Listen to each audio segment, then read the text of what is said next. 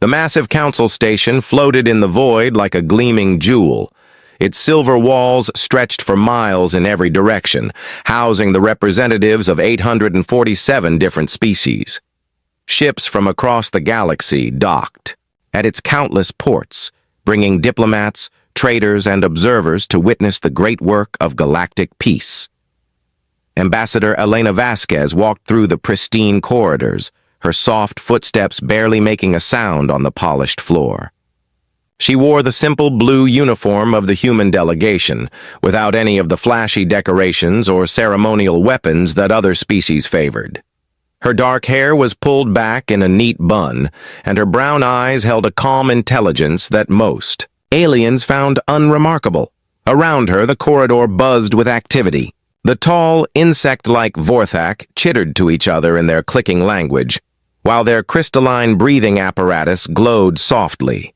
A group of the bear-like Grellian traders stomped past, their heavy boots leaving small dents in the floor, despite the station's advanced materials. Near a viewing port, 3 members of the ethereal Whisper Collective floated in their environmental suits, their gaseous bodies shifting colors as they communicated through biochemical signals. Elena had walked these halls for 5 years now, and still, most species barely noticed her presence. This was exactly how humanity preferred it. She entered the main council chamber, a vast amphitheater that could hold representatives from every known species in the galaxy. The chamber was arranged in concentric circles, with the most influential species seated closest to the center platform. The Zelkari Trade Consortium held the prime seats, their blue-scaled forms glittering under the chamber's lights. Next to them sat the military representatives of the hegemony of Keth, their red armor polished to a mirror shine. The human delegation occupied a small section in the outer ring, far from the center of power.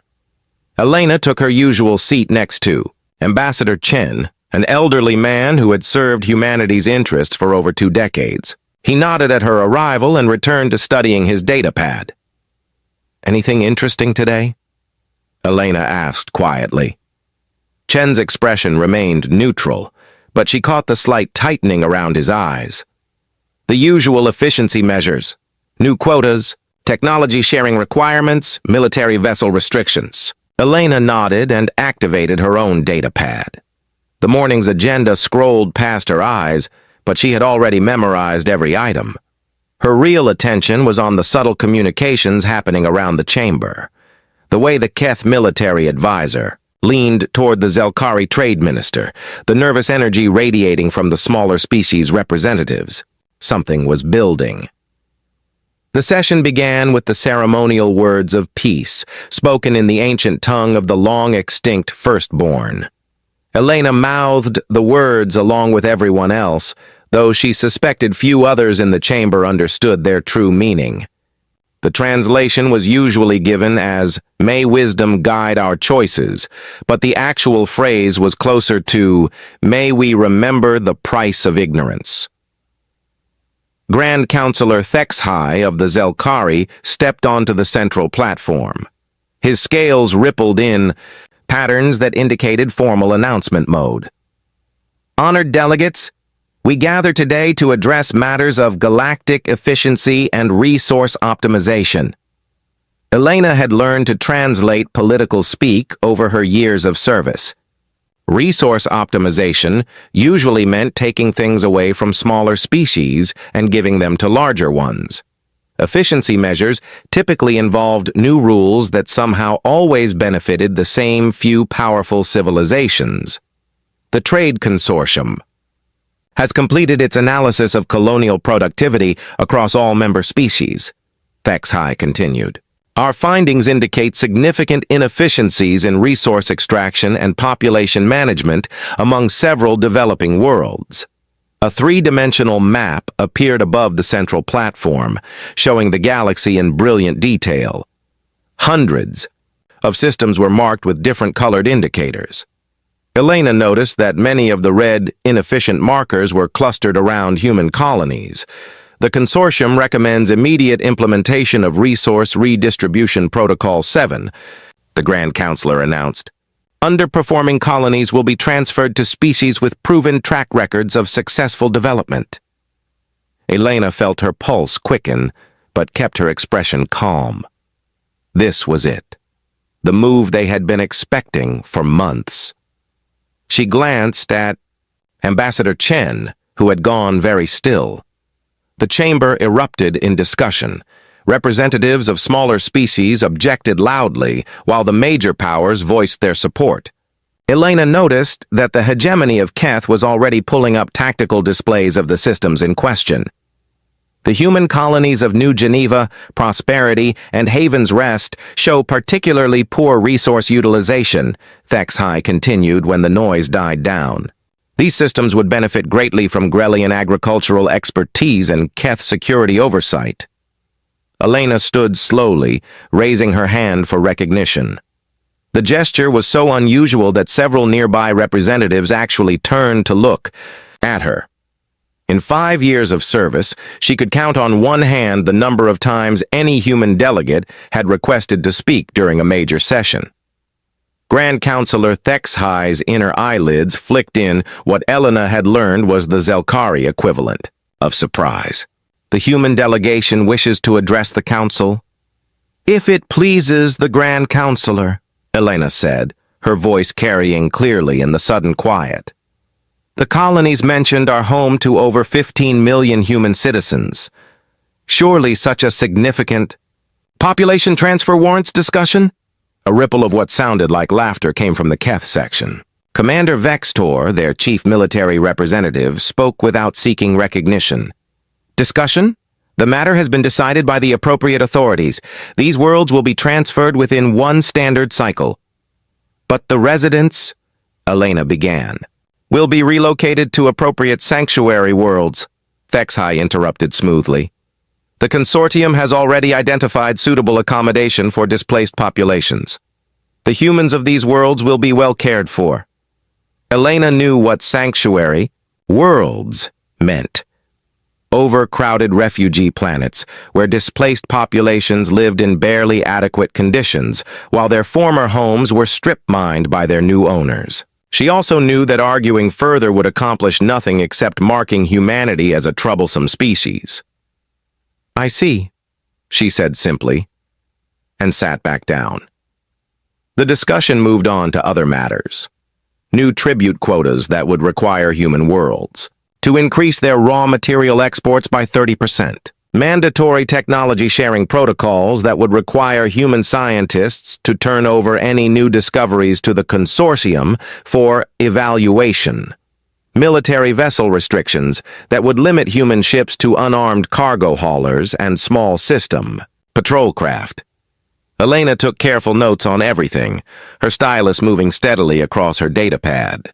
To anyone watching, she appeared to be a dutiful diplomat recording the council's decisions. In reality, she was documenting every detail of what was about to become evidence.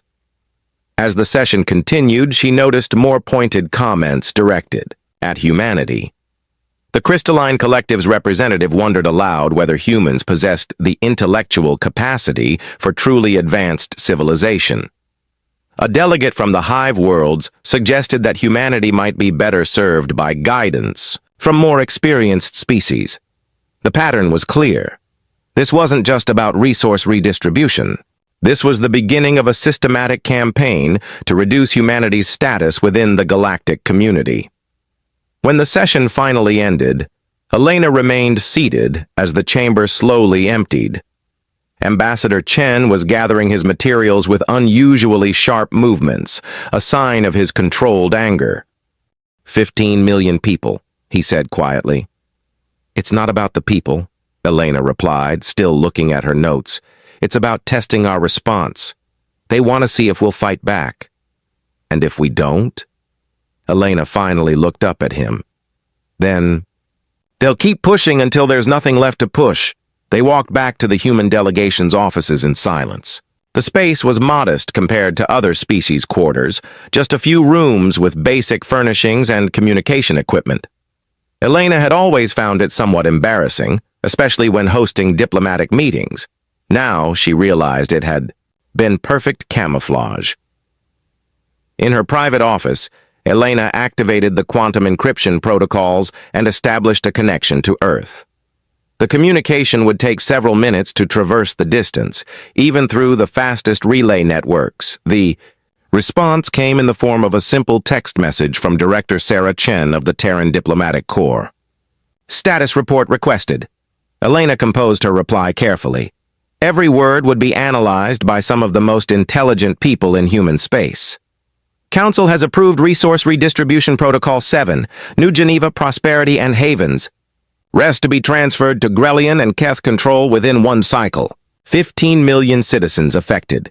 Additional measures target technology sharing and military restrictions. Pattern suggests systematic reduction of human autonomy. She paused, then added the phrase that would change everything.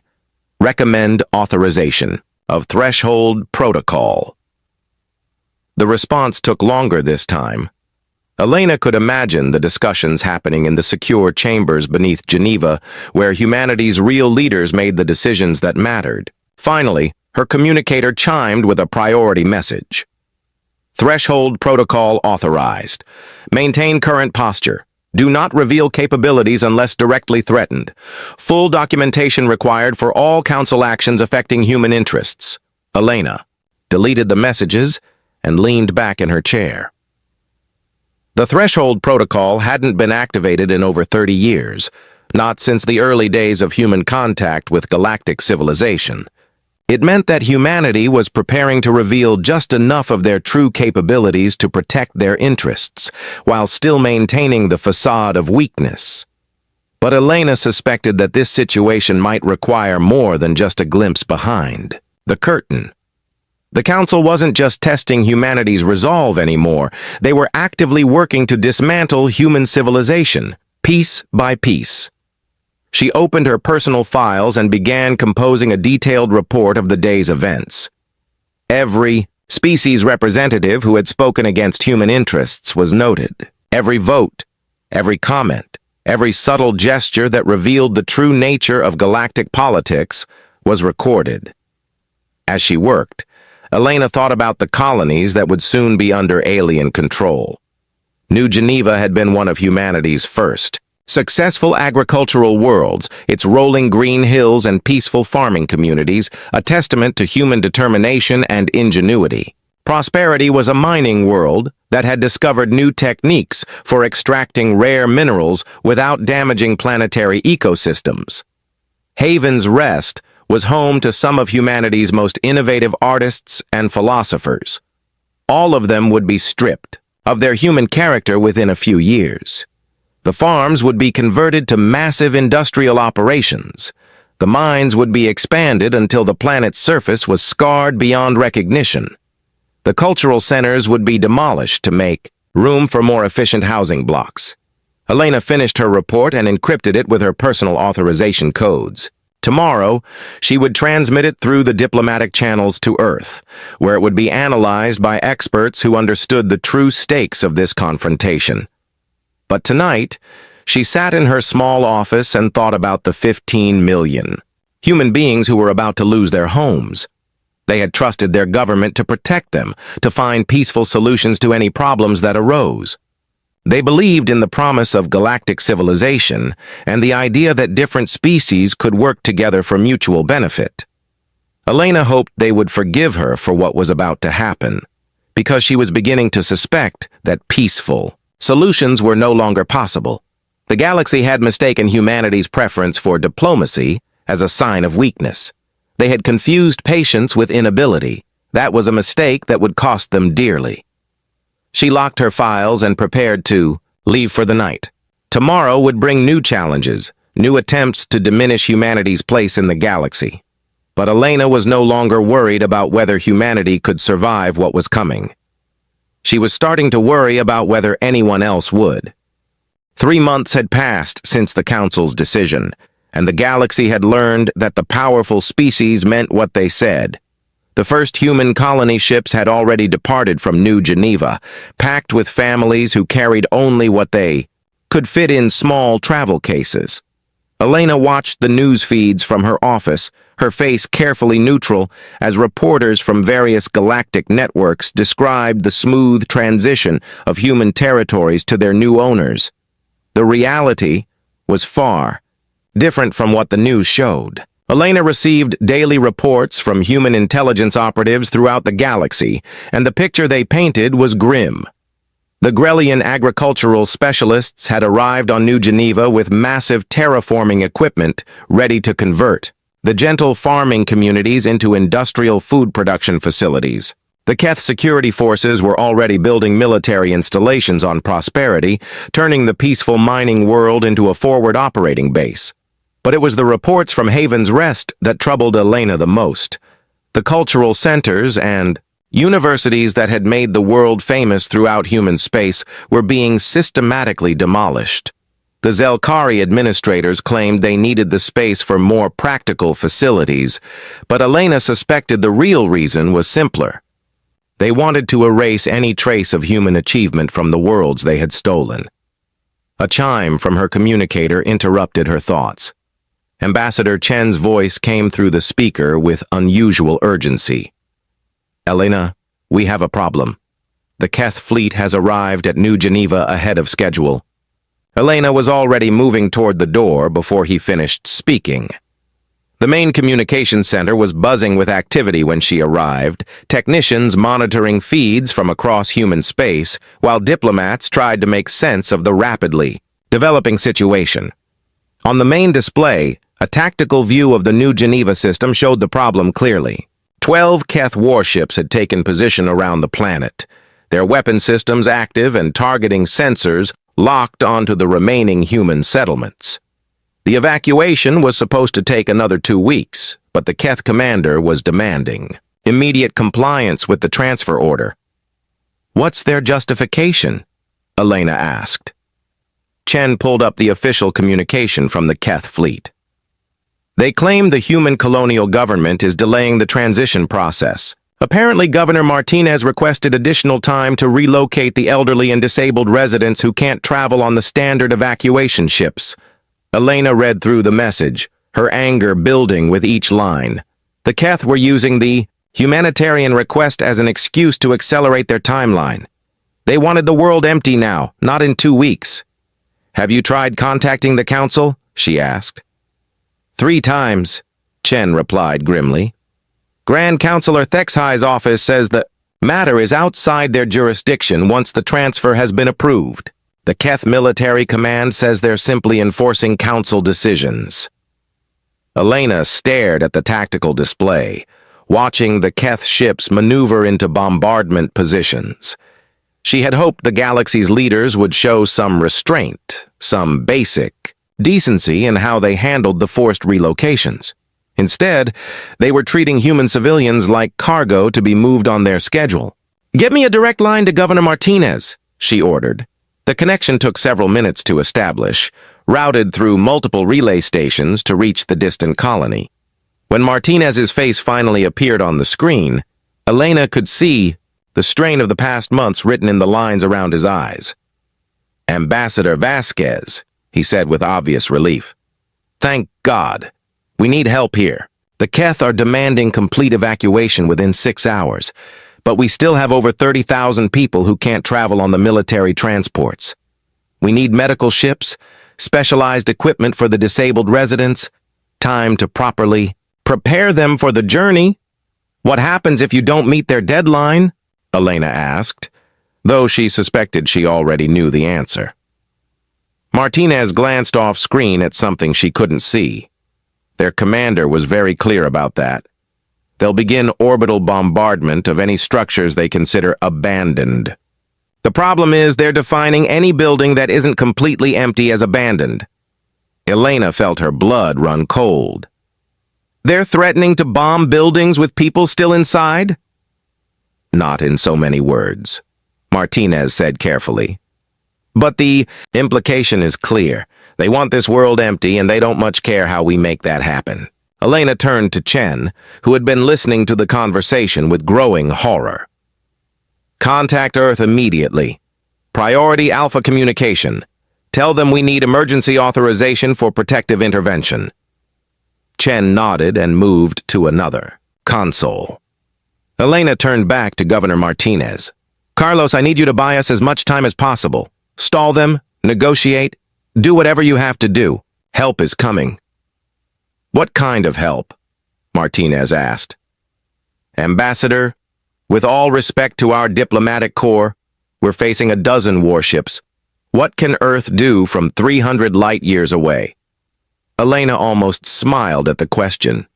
After 37 years of careful deception, even their own colonial governors didn't know the truth about humanity's real capabilities. Trust me, Carlos. Just keep your people safe and wait for our response.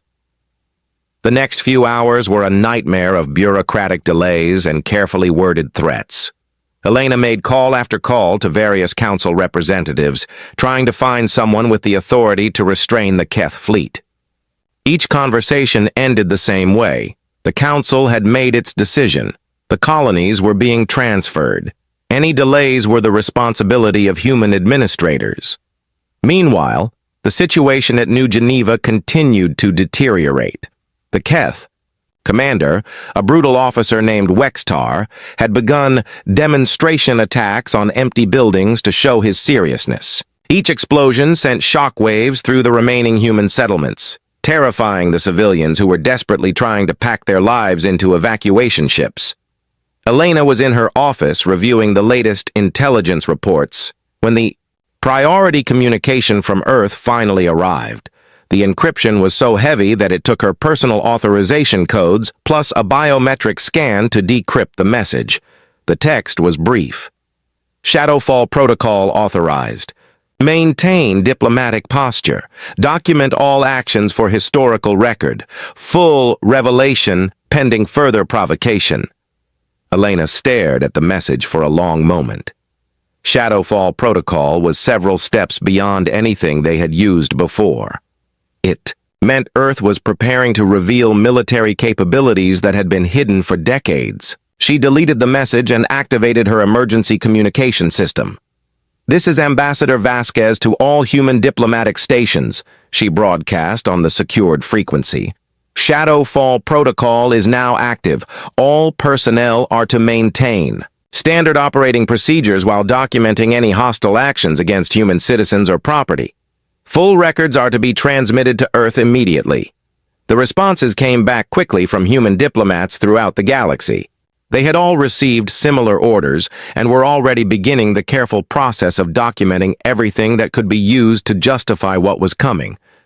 But Elena's attention was focused on the tactical display from New Geneva, where the situation had just taken a deadly turn. The Keth commander had apparently grown tired of waiting. His flagship had moved into low orbit and was charging its main weapons. Governor Martinez, report! Elena called over the communication link. The response came through heavy static and background noise. They've started bombing the industrial district. The evacuation center took a direct hit. We have casualties, Ambassador. They're actually shooting at us. Elena could hear explosions in the background as Martinez spoke. The Keth weren't just trying to speed up the evacuation anymore. They were actively attacking human civilians. Carlos, get everyone to the emergency shelters now, Elena ordered. Don't worry about the evacuation schedule, just keep people alive. She immediately opened a new communication channel to the Council emergency line. This time, she didn't bother with diplomatic protocol. This is Ambassador Vasquez reporting a war crime in progress. Keth forces are conducting orbital bombardment of civilian targets on New Geneva. I demand immediate intervention. The response came from a junior aide in the Council Secretariat. Ambassador, the Council is aware of the situation. The Keth military command assures us that they are only targeting abandoned structures. I have confirmed reports of attacks on occupied evacuation centers, Elena replied coldly.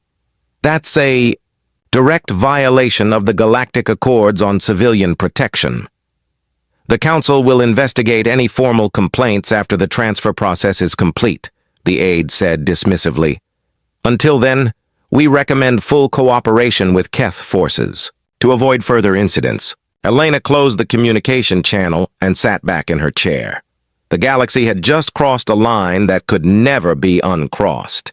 They weren't just stealing human worlds anymore. They were willing to kill human civilians to do it faster. Her personal communicator chimed with an encrypted message from Earth.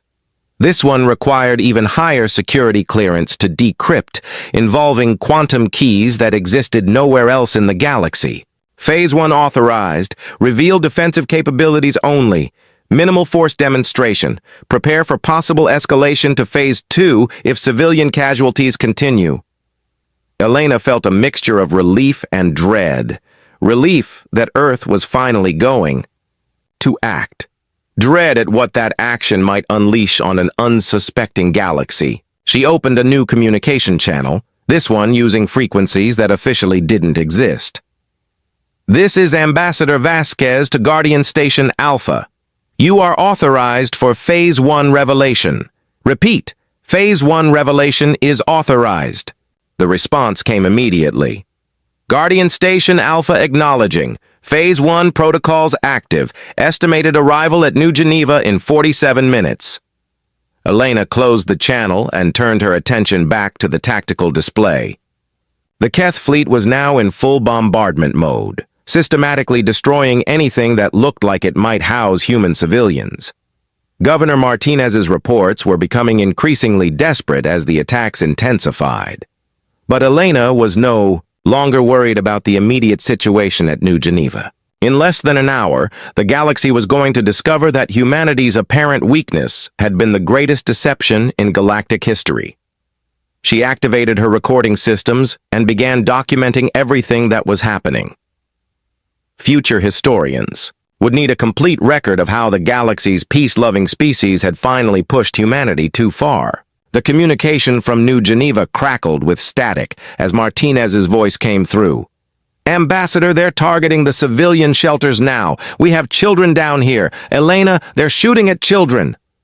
Elena closed her eyes and made a decision that would change the course of galactic history. Carlos, hold your position. Help is 30 minutes out. What help? Martinez asked desperately. There's nothing out here but empty space. Elena looked at the tactical display one more time, watching the Keth ships continue their systematic destruction of human civilization.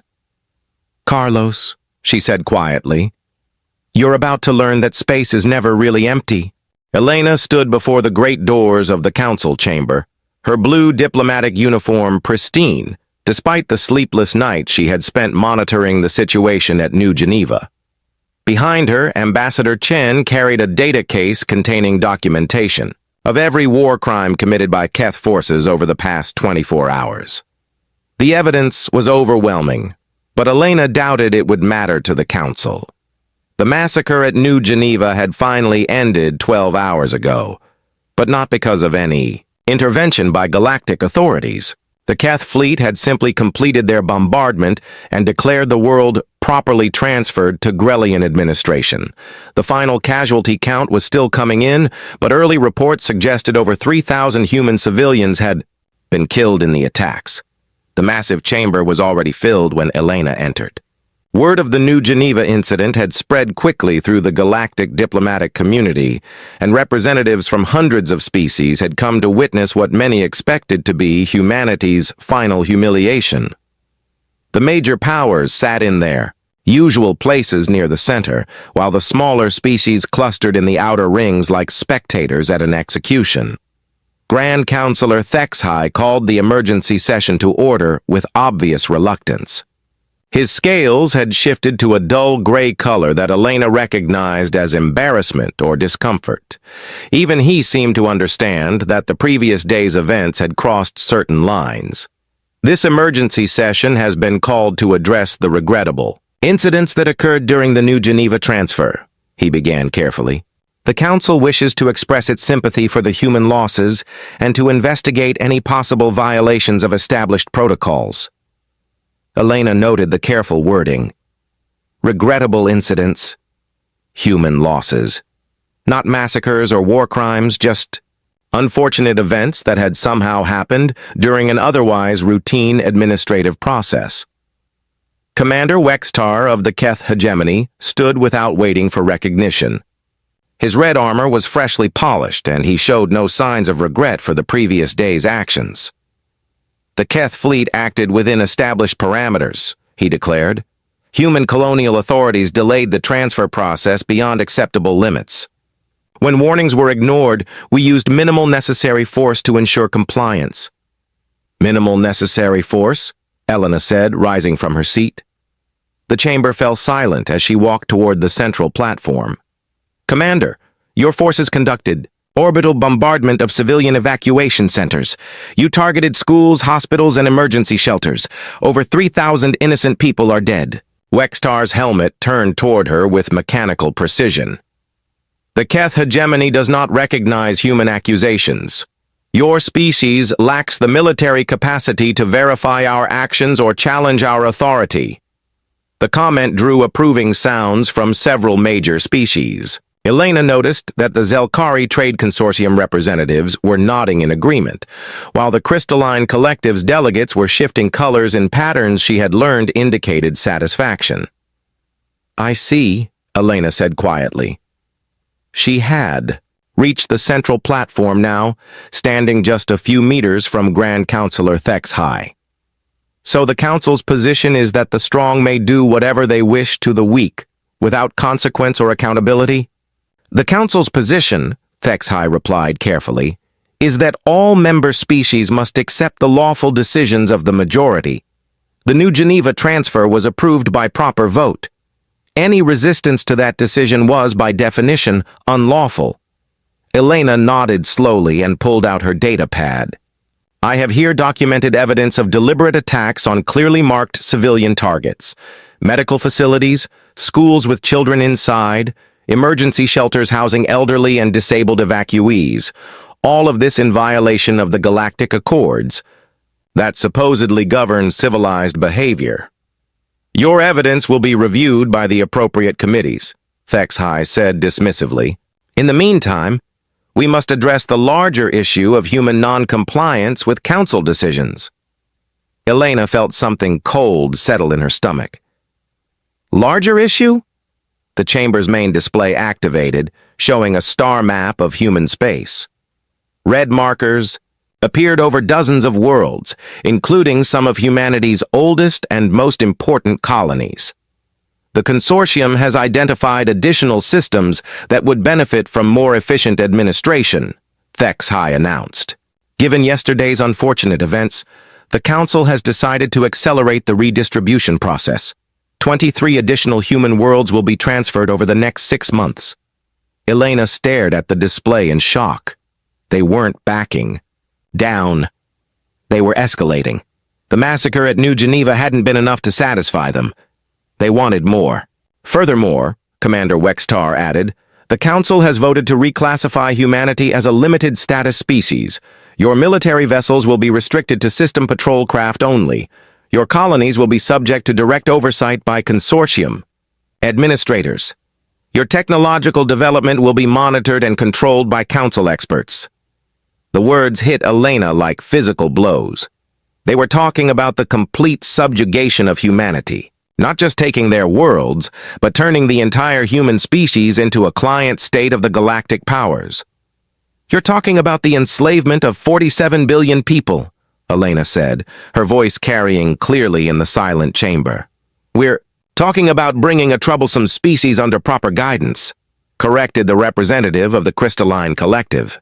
Your people have shown they cannot be trusted with independence. The galaxy will be more stable with humanity under direct supervision. Elena looked around the chamber at the hundreds of alien faces watching her. Some showed satisfaction at humanity's fall. Others displayed what she hoped was discomfort at the extremity of the measures being proposed, but none showed any sign of opposing what was happening. I see, she said again. She walked back to her seat and activated her personal communicator, speaking loudly enough for the entire chamber to hear. This is Ambassador Elena Vasquez to Earth Command. The Council has voted for the complete subjugation of humanity. They are proceeding with forced redistribution of 23 additional worlds. Military restrictions and direct administrative oversight are being implemented. She paused, looking directly at Grand Counselor Thex High. I am formally invoking Article 847 of the Galactic Charter. Humanity claims the right of species defense. The chamber erupted in noise. Article 847 was ancient, written in the early days of the galactic community when wars between species were still common. It allowed any member species to demonstrate their capacity for self-defense when faced with existential threats. But it hadn't been invoked in over 4 centuries, and most species had forgotten it even existed. Article 847? Thexhi's scales rippled in confusion. Ambassador, that provision is obsolete. It was written for a more primitive time when species regularly engaged in military conflict. The article remains valid under current charter law, Elena replied calmly. Unless the Council wishes to formally revise the charter, any member species facing extinction-level threats may invoke their right to demonstrate defensive capabilities. Commander Wextar's laughter boomed through his helmet's speakers. Defensive capabilities? Human, your species has no military worth mentioning. Your largest warships are barely suitable for cargo transport. What exactly do you plan to demonstrate? Elena looked up at him with the expression of perfect calm. That remains to be seen, Commander. According to Article 847, the challenging species has 1 galactic standard day to provide their demonstration. After that, if their defense is judged inadequate, they forfeit their right to independent status permanently. And if we judge your demonstration adequate? Asked the Grand Counselor, though his tone suggested he considered the possibility laughable. Then all current measures against humanity are suspended, pending renegotiation of our status within the galactic community, Elena replied. Those are the terms of Article 847. Wextar stepped forward, his massive form looming over Elena. Human, your species is about to commit suicide. When you fail to demonstrate any meaningful resistance, the Council will have legal justification for everything we choose to do to your people. Commander, Elena said, looking up at him without flinching. Are you formally accepting humanity's challenge under Article 847? The Keth hegemony accepts, Wextar declared immediately. If your pathetic species can offer any resistance whatsoever to our Third Fleet, we will support suspending all current measures against humanity. The Zelkari Trade Consortium also accepts, added Grand Counselor Thexhi. Though we consider this a waste of time that will only delay the inevitable. Elena nodded and activated her communicator again. Earth Command, this is Ambassador Vasquez. Article 847 has been invoked and accepted. Galactic powers are demanding demonstration of defensive capabilities within 24 hours. She paused, looking around the chamber at the assembled representatives.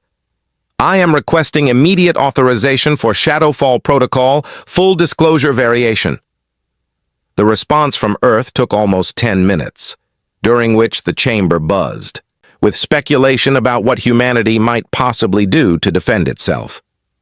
Elena waited patiently, her hands folded in her lap, her expression giving nothing away. Finally, her communicator chimed with an encrypted message.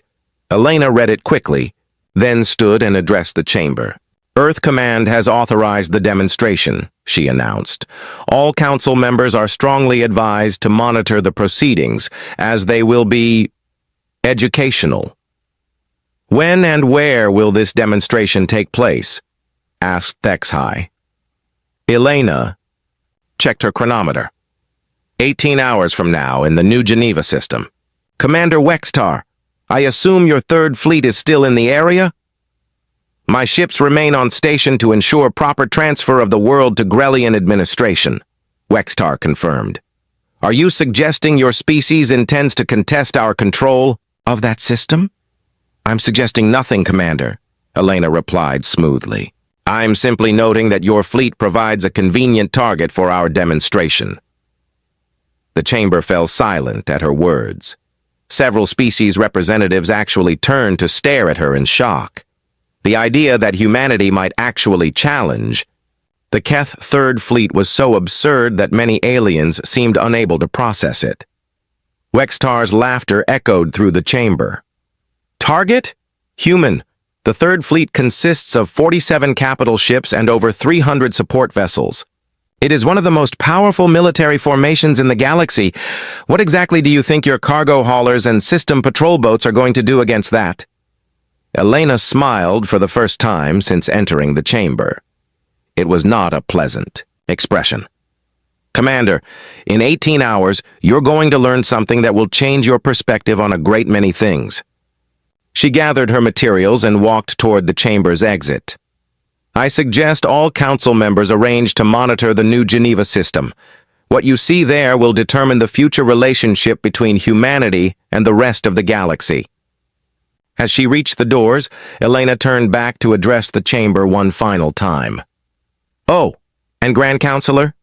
You might want to have your emergency communication systems ready.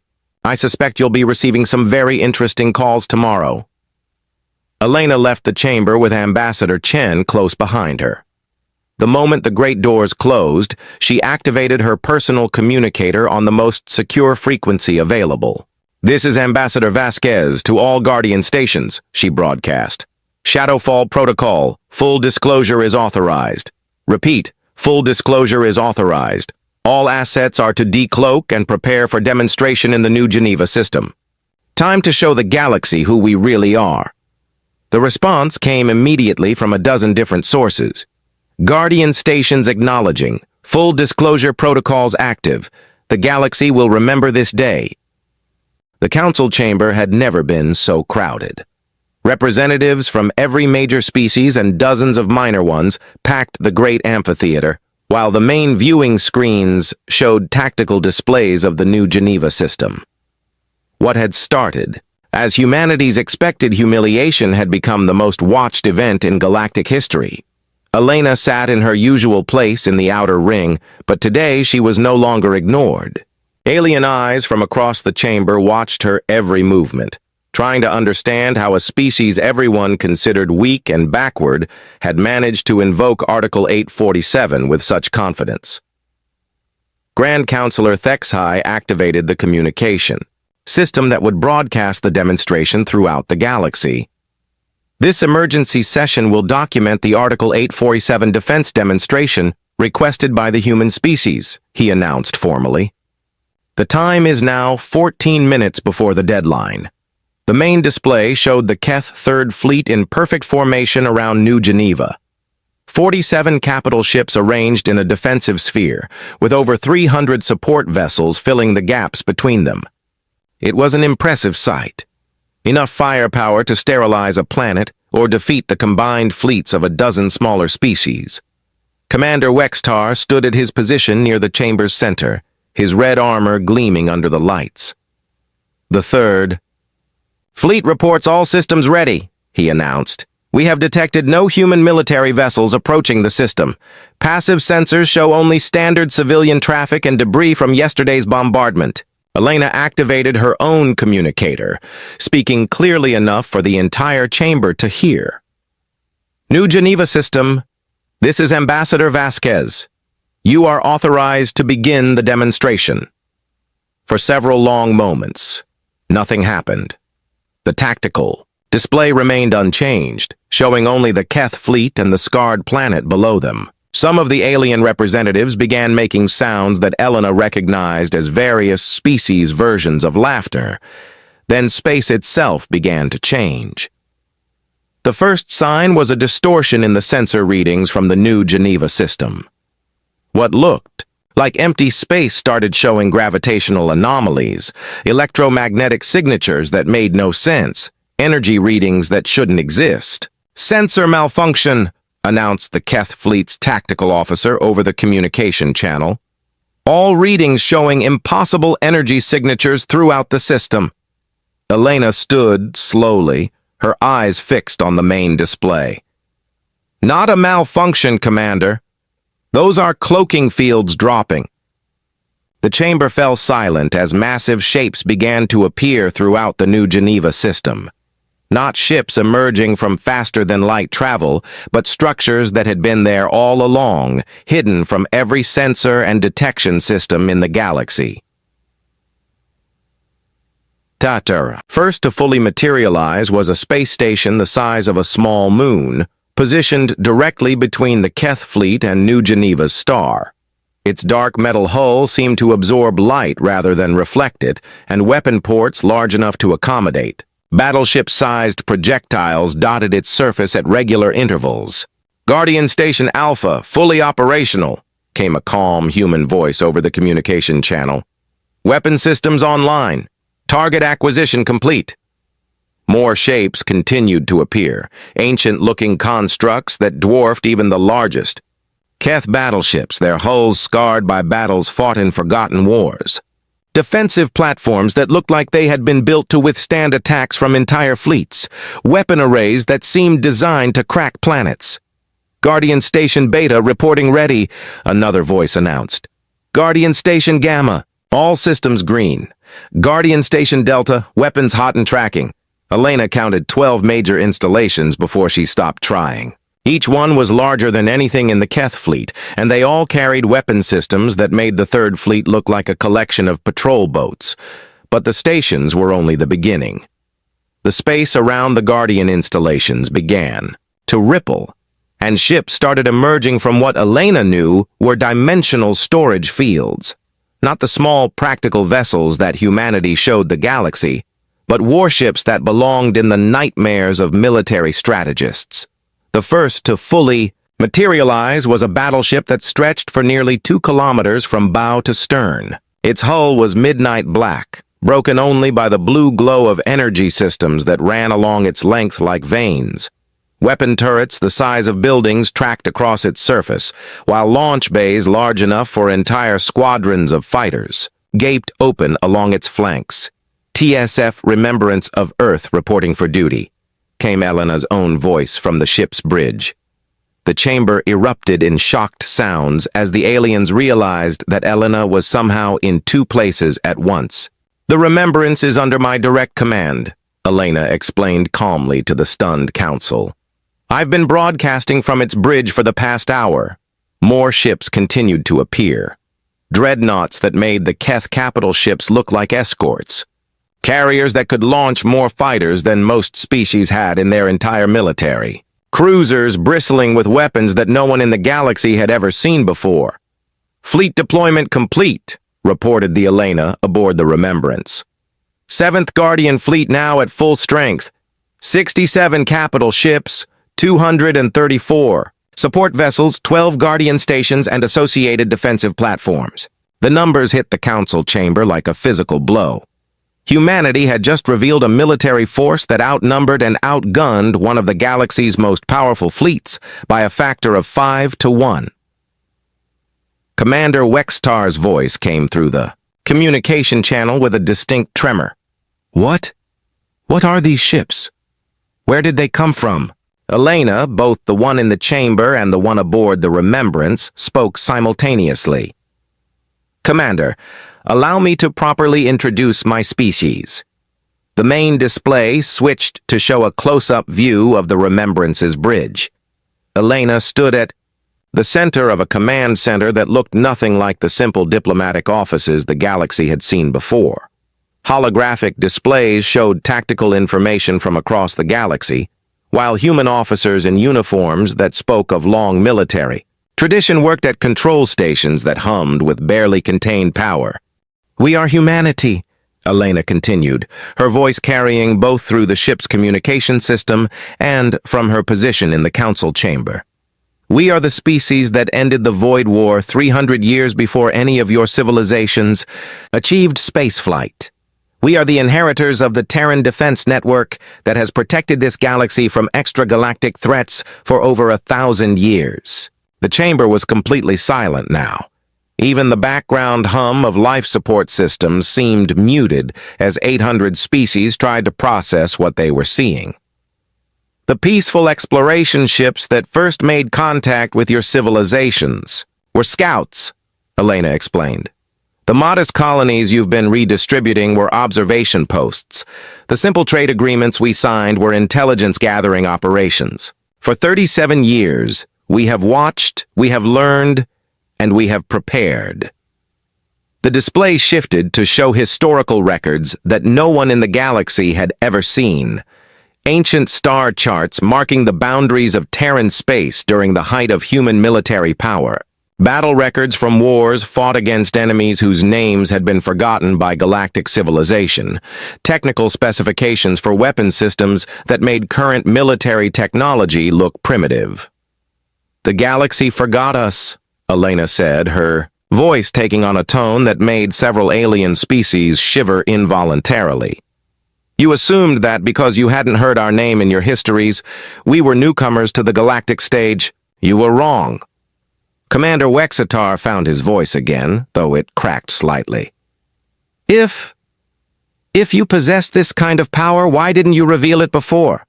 Why allow the Council to treat your species as inferior?"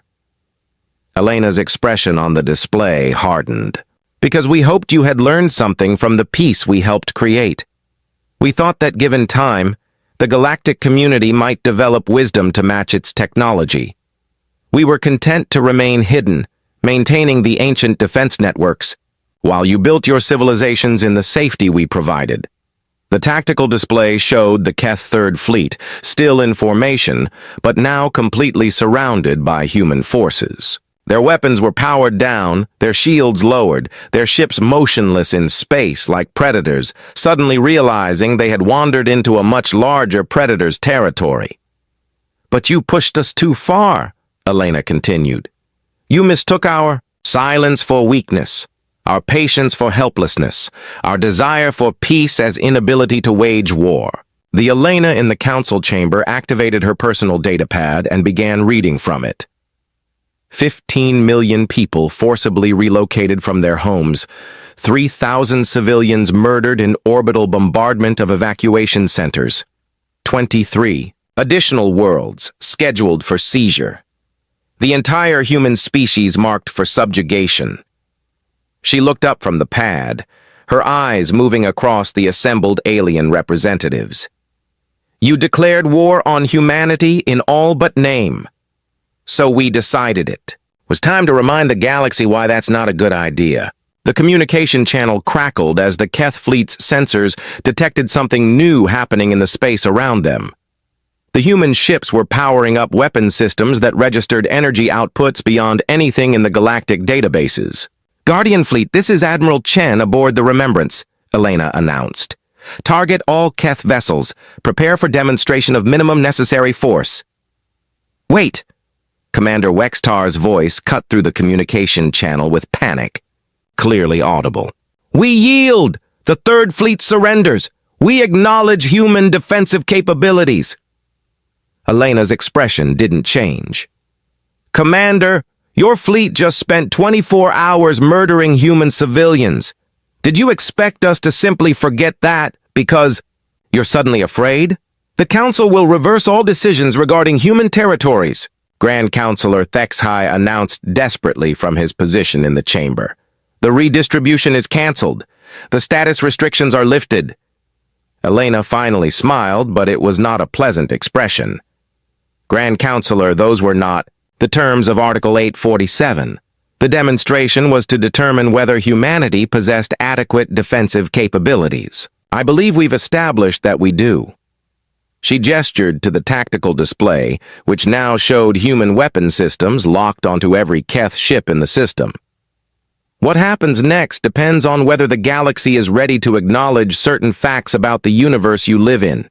The silence in the council chamber stretched for long minutes as representatives from 847 species tried to understand how completely their view of the galaxy had just changed. On the main display, the human fleet maintained its targeting locks on the Keth Third Fleet, while Elena waited patiently for someone to find their voice. Finally, Grand Counselor Thexhai managed to speak. "Ambassador, what do you want from us?" Elena looked around the chamber, her expression thoughtful. "That's an interesting question, Grand Counselor. What we want is quite simple, actually. We want to go back to being forgotten." The statement sent ripples of confusion through the assembled aliens. Several species representatives looked at each other in bewilderment. "You want to be forgotten?" asked the representative of the crystalline collective. After this demonstration of power, you wish to return to obscurity? Elena nodded. For 37 years, humanity was content to remain in the background of galactic civilization. We maintained the defense networks that protected everyone from external threats. We monitored potential dangers from beyond the galactic rim. We kept the peace in ways you never knew about. The display changed to show star charts marking the boundaries of known space. Beyond them, in the vast emptiness between galaxies, red indicators marked potential threats that had been detected and dealt with over the decades. While you argued about trade routes and territorial disputes, Elena continued, human forces intercepted 17 different extragalactic scout fleets. We prevented 4 separate attempts at dimensional invasion by entities that would have consumed entire star systems. We maintained early warning networks that stretch far beyond the galaxy's edge. Commander Wextar's voice came through the communication channel, much quieter than before. You've been protecting us all this time? Protection was never the right word, Elena replied. We were protecting our own interests. This galaxy is our home too, Commander. When threats arise that could destroy entire civilizations, it's in everyone's interest to deal with them quietly and efficiently. She gestured to the tactical display, which now showed the human fleet beginning to power down its weapons. But that work requires secrecy. It requires the rest of the galaxy to believe that humanity is just another minor species not worth paying attention to. It requires us to appear weak and unimportant. The Elena aboard the Remembrance stepped forward on the bridge display. Unfortunately, that careful deception has now been shattered. Thanks to the Council's actions, the entire galaxy knows that humanity possesses military capabilities far beyond what we've previously shown. So what happens now? Asked Thexhai nervously. Elena was quiet for a moment, then activated her personal communicator. Guardian Command, this is Ambassador Vasquez. Report on extragalactic threat assessment. The response came immediately from what sounded like a vast command center somewhere in human space. Ambassador, we have detected increased activity along the galactic rim. Long-range sensors indicate at least 3 potential incursion points showing preliminary staging activity. Estimated threat level is moderate but increasing. Elena nodded grimly. Timeline for possible action? Unknown, Ambassador. Could be months, could be years. But something out there has noticed the energy signatures from today's demonstration. We're seeing probe activity that suggests reconnaissance preparations. Elena closed the communication channel and turned back to address the Council. There's your answer, Grand Counselor. Our defensive demonstration has attracted attention from beyond the galaxy. Entities that we've successfully kept at bay for decades are now taking a renewed interest in this region of space. The chamber erupted in alarmed sounds from multiple species. The idea that threats existed beyond the galactic rim was terrifying enough, but the suggestion that humanity's revelation might have attracted their attention was worse. Are you saying we're all in danger because of what happened here today? Asked the representative of the Hive Worlds. I'm saying that the galaxy is always in danger, Elena replied calmly. The only difference is that now you know about it. And now the entities beyond the rim know that someone in this galaxy possesses significant military capabilities. She activated the main display again, this time showing a 3-dimensional map of human space. Hundreds of systems were marked with various classifications, many of them in regions that other species had assumed were empty. This is the true scope of human territory, Elena announced. We currently maintain active installations in over 400 systems, most of which are officially listed as uninhabited. Our actual population is approximately 200 billion, not the 47 billion you had in your records. The numbers sent another wave of shock through the chamber.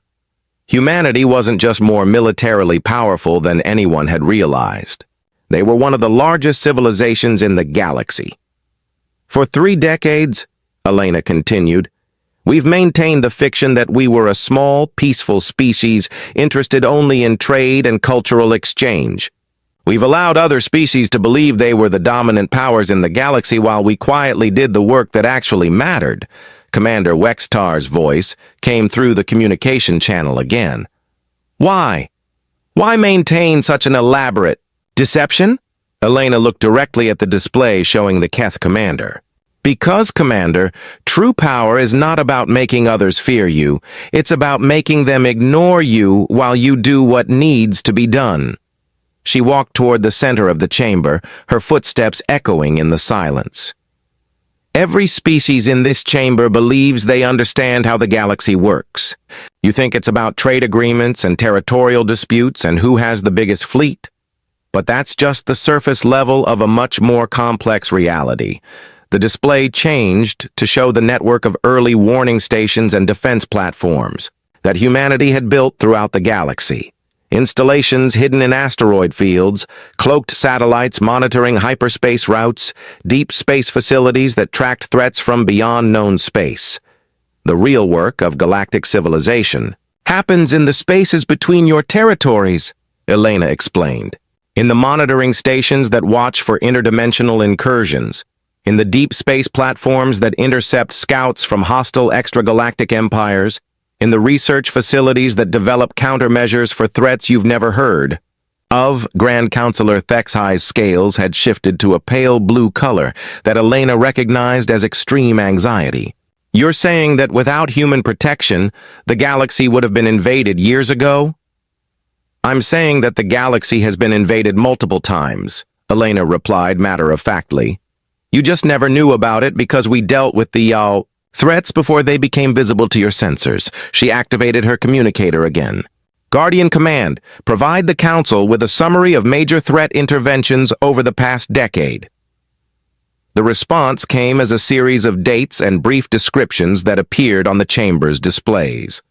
The list was longer than anyone expected, covering everything from interdimensional creatures that fed on sentient minds to machine intelligences from distant galaxies that sought to convert all organic matter into computational resources. Each of these incidents would have resulted in the destruction of multiple civilizations if left unchecked, Elena explained. But because we handled them quietly, the galaxy continued to believe that it was a safe, peaceful place where the biggest problems were trade disputes and territorial arguments. The silence that followed was broken by a representative of one of the smaller species Elena didn't immediately recognize. What happens now? If you withdraw your protection... We're not withdrawing anything, Elena said firmly. The threats remain real, and someone has to deal with them. But the situation has become much more complicated. She gestured to the tactical display, which still showed the human fleet surrounding the Keth Third Fleet. Today's demonstration has revealed capabilities that were supposed to remain secret. That means the entities beyond the galaxy now know that someone here possesses advanced military technology. They'll be more cautious, more prepared, possibly more aggressive. Commander Wextar finally found his voice again. So what do you want from us? What can we do to make up for what we forced you to reveal? Elena was quiet for a long moment, then looked directly at the camera transmitting from the Keth flagship. Commander, your fleet just finished murdering 3,000 human civilians. Your government voted to enslave the entire human species. And now you're asking what you can do to make amends? The chamber held its breath as Elena considered her response. When she finally spoke, her voice carried a finality that made several alien species shiver. Here's what's going to happen, she announced. Humanity formally withdraws from the Galactic Council, effective immediately. We will no longer participate in your political games or pretend to be bound by your decisions. Grand Counselor Thexhi started to object, but Elena continued without pause. All current measures against human territories are hereby rejected. Any attempt to enforce territorial redistribution or administrative oversight of human worlds will be considered an act of war. Any attack on human civilians or property will result in immediate and decisive military response. The Elena aboard the Remembrance stepped forward on the display. Commander Wextar, your third fleet will withdraw from the New Geneva system within the next 4 hours. The world will be restored to human administration. Reparations for the civilian casualties will be calculated and transmitted to your government within the week. And if we refuse? Wextar asked, though his voice suggested he already knew the answer. Elena smiled coldly. Commander, you're currently surrounded by a human fleet that outguns you 5-1, using weapons technology your scientists can't even comprehend. I don't think refusal is really an option. She turned back to address the full council. To the rest of the galaxy, let me be very clear about humanity's new position. We are withdrawing from galactic politics. You will not see our fleets. You will not hear from our diplomats. You will not be invited to visit our worlds. But the threats you mentioned, began the crystalline collective representative, will continue to be handled by human forces, Elena finished. Because regardless of how the galaxy treats us, we still live here. We will continue to maintain the defense networks, monitor extragalactic threats, and deal with dangers that arise. But we will do so without your knowledge, without your input, and without your gratitude. She paused, looking around the chamber. One final time. You pushed us too far. You mistook our silence for weakness, our patience for helplessness. Today, you learned the truth about who has really been keeping the galaxy safe all these years. The Elena aboard the Remembrance began issuing orders to the human fleet. All Guardian units, prepare for withdrawal to assigned patrol areas. Maintain standard defensive postures, but resume cloaking protocols. One by one, the massive human ships began to fade from view as their cloaking systems reactivated. The Guardian stations disappeared back into the dimensional spaces where they had waited unseen for decades. Within minutes, the New Geneva system appeared empty once again, with only the departing Keth fleet providing evidence that anything had happened at all. This session is concluded, Elena announced, gathering her materials. The Council will not hear from humanity again unless the galaxy faces extinction-level threats that require our intervention. As she walked toward the chamber's exit, Elena activated her communicator one final time. Guardian Command, this is Ambassador Vasquez. Resume standard protocols. The galaxy has been reminded of certain realities. Time to fade back into the shadows where we belong. The great doors of the council chamber closed behind Elena with a finality that echoed through the stunned silence she left behind. 847 species sat in the aftermath of Revelation, trying to understand how completely their universe had just changed. In the void between the stars, ancient human sentinels resumed their eternal watch, no longer hiding, but no longer pretending to be something they weren't. The galaxy would have to learn to live with the knowledge that its safety had always depended on the quiet vigilance of the species they had tried to destroy, and in the vast darkness beyond the galactic rim, entities that had been kept at bay for decades began to take a renewed interest in the region of space where someone had just demonstrated such impressive military capabilities. The real war was still to come. The stars above Earth had never seen visitors like these before. Admiral Vexatar stood on the bridge of his flagship, the Celestial Dominion, watching the blue and green planet slowly rotate below. His forearms crossed behind his back as his large black eyes studied the readings on his screens. The planet looked peaceful, almost beautiful. But Vextar had learned not to trust appearances. "Report," he commanded, his voice carrying the authority of someone who had conquered 17 worlds. Commander Zillax, his second-in-command, stepped forward. Her silver skin reflected the bridge lights as she consulted her data pad. "Admiral, our scouts have finished their survey of the third planet. The inhabitants call themselves humans. They appear to be a primitive species that has barely mastered basic space flight." Vextar's mouth curved into what passed for a smile among his people. "How primitive are we talking?" "Very primitive, sir. They still use chemical rockets to leave their atmosphere. Their weapons are simple projectile launchers that fire metal slugs. They burn fossil fuels for energy. Most of their planet shows signs of recent warfare, with many cities in ruins. The Admiral turned to face the massive viewing screen that showed Earth in all its detail. He could see the brown smudges where cities had once stood, the scattered lights of smaller settlements, and the primitive satellites orbiting the planet like toys. "Population?" he asked. "Approximately 8 billion, sir. They seem to be recovering from what their communications suggest was a global war that ended about 50 years ago. Their technology appears to have regressed significantly since then." Vextar nodded slowly. This was exactly what the Galactic Council had been looking for. A primitive world with abundant resources and a weakened population. Earth had vast oceans of water, rich mineral deposits, and breathable atmosphere. The humans would make adequate workers once they understood their place in the galaxy. "What about their military capabilities?" Vextar asked, though he suspected he already knew the answer. Commander Zelax consulted her pad again. "Minimal, sir. They have various nation-states that maintain separate military forces. Their most advanced weapons appear to be nuclear missiles, but even those are based on primitive fission and fusion technology. Their space-based defenses are non-existent. A few orbital satellites and space stations, but nothing that could threaten even our smallest scout ships." The Admiral walked closer to the viewing screen, his boots clicking against the metal floor. Behind him, the bridge crew of his flagship worked quietly at their stations. The Celestial Dominion was just one of 200 ships in his fleet, each one capable of destroying everything on the planet's surface if necessary. "Have they detected us yet?" Vextar asked.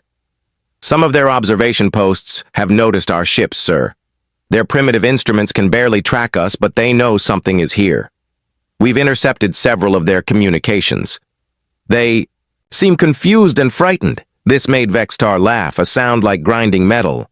"Frightened. Good. Fear makes conquest much easier."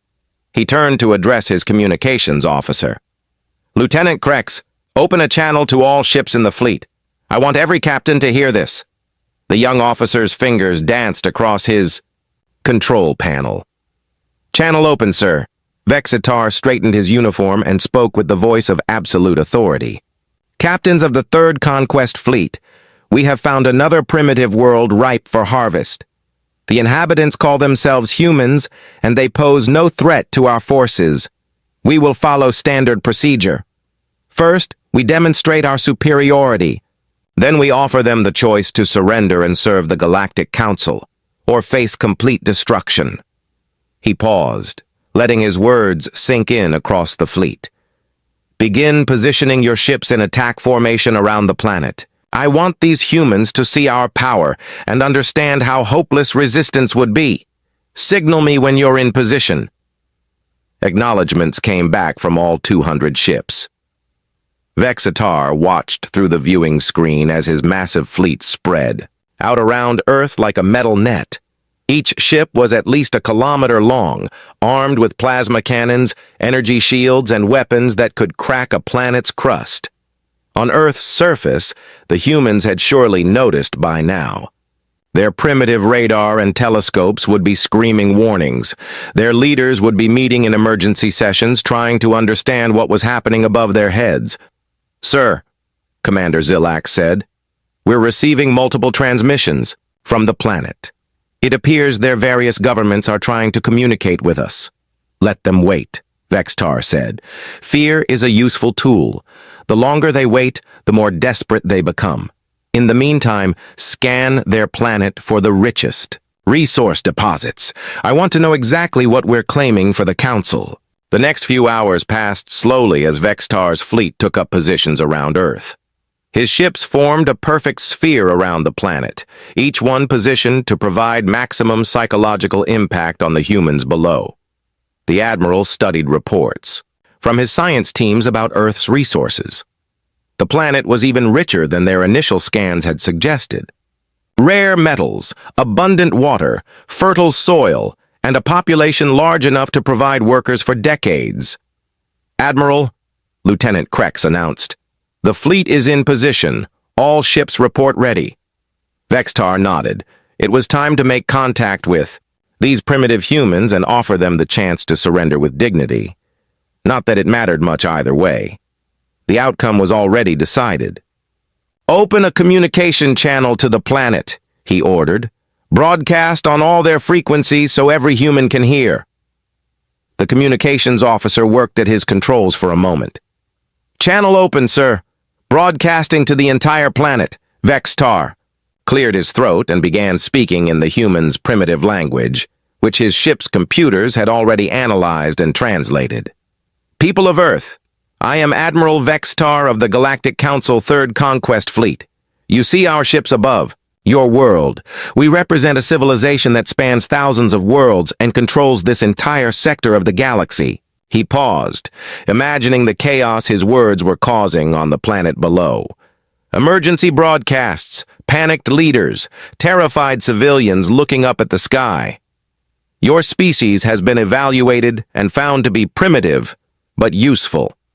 The Galactic Council offers you a choice. Surrender your world peacefully and accept integration into our civilization as a worker species, and your people will be treated fairly and given meaningful work. Refuse, and your cities will be reduced to ash, your population reduced to a manageable size. Vextar smiled coldly as he delivered the final part of his message. You have 72 of your hours to make your decision. Choose wisely. The Council has made this offer to 417 species before you. Those who surrendered peacefully now serve productive roles in our civilization. Those who chose to resist, he let the threat hang in the air.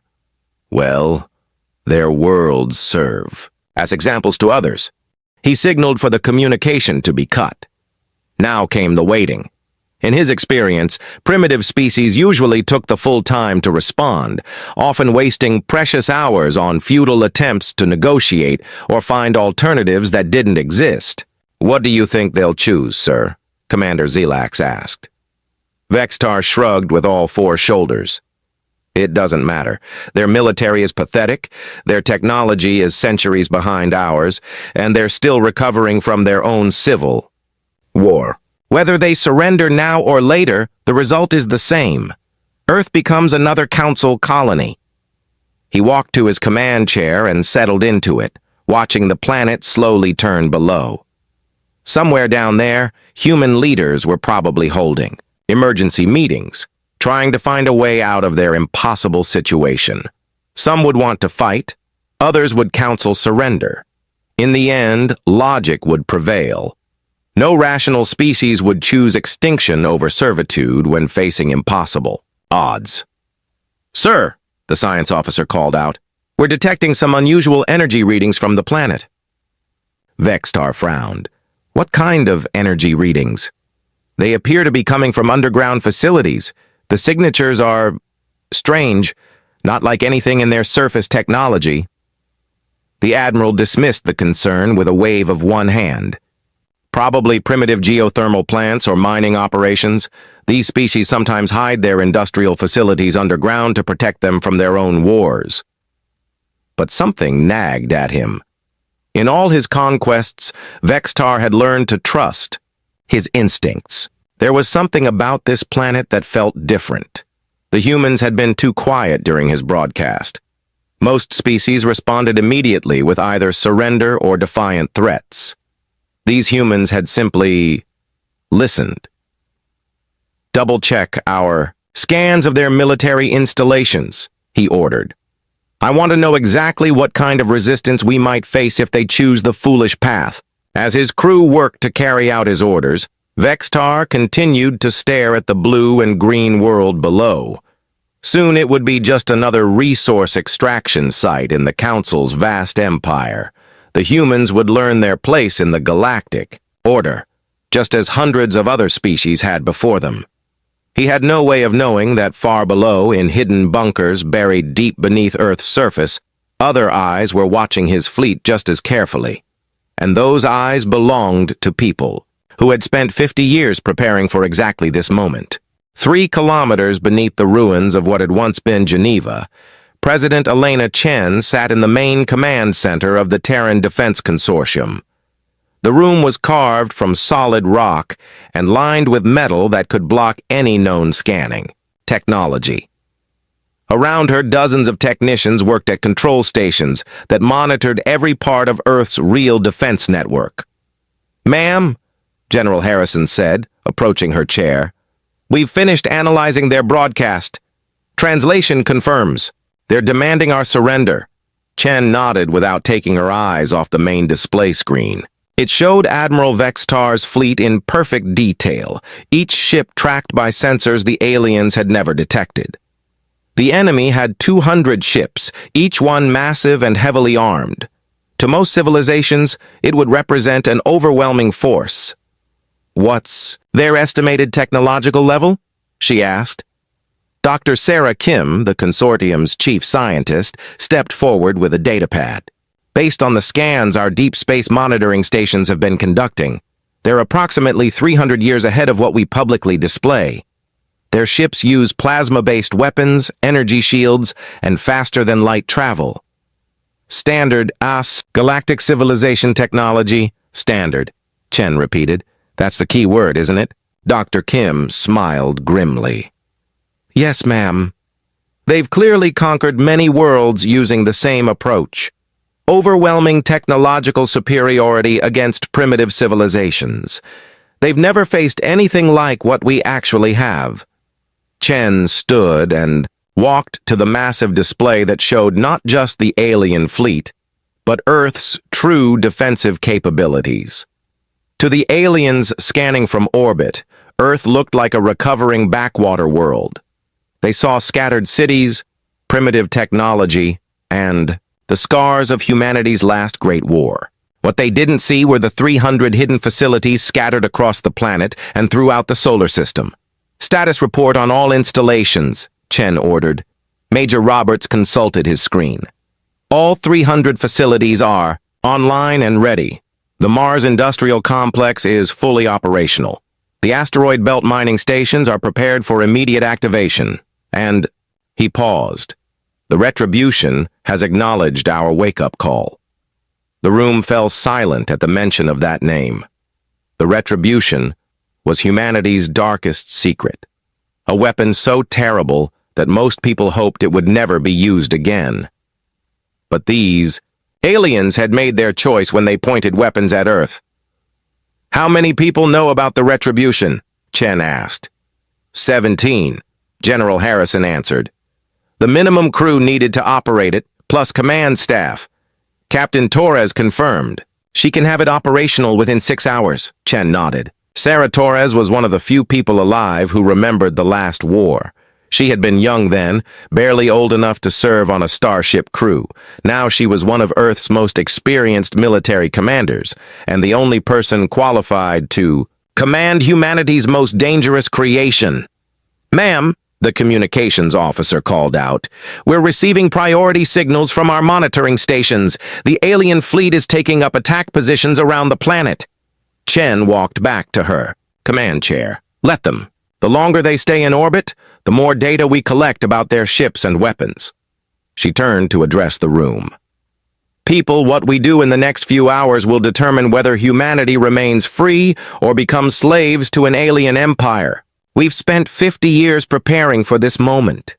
Everything our parents and grandparents fought for in the last war led to this." She activated her personal communication system. "All station commanders, this is President Chen. We are now at Defense Condition 1. Repeat, Defense Condition 1. All personnel to combat stations. Activate all deep space monitoring arrays. I want to know everything about these ships." Around the solar system, 3 centuries of hidden preparation began to show itself.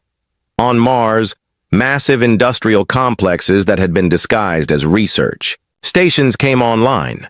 In the asteroid belt, mining operations that appeared to extract simple metals began producing weapons that bent the laws of physics. On Earth's moon, observation posts that looked like abandoned research stations activated sensors more advanced than anything the aliens possessed. "Dr. Kim," Chen said, "what do we know about their shield technology?" The scientist consulted her. "Data. Their shields appear to be standard plasma-based energy barriers, very effective against energy weapons and most projectile attacks. However, they seem to be designed primarily for ship-to-ship combat against opponents using similar technology. And our weapons? Dr. Kim's smile was cold. Our weapons were designed for total warfare against opponents who knew exactly what we were capable of. Kinetic bombardment systems, quantum disruptors, gravitational weapons, and fusion devices that can create miniature stars. None of it will behave the way they expect. Chen nodded. Humanity's approach to warfare had always been different from other species. While most civilizations developed weapons for conquest and control, humans had developed weapons for survival and extinction. The difference would be crucial in the coming battle. General Harrison, what's our timeline? The general checked his display. The retribution will be ready in 5 hours. All planetary defense systems are online now.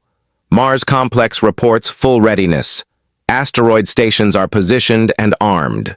And if we activate everything at once? Complete destruction of their fleet within 12 hours, ma'am. Maybe less. Chen felt the weight of decision settling on her shoulders.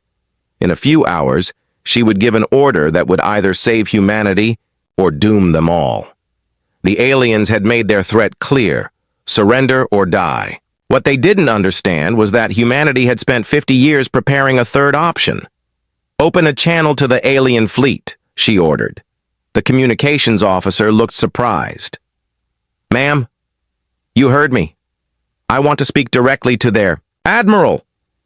The officer worked at his controls. Channel open, ma'am. Broadcasting to their flagship.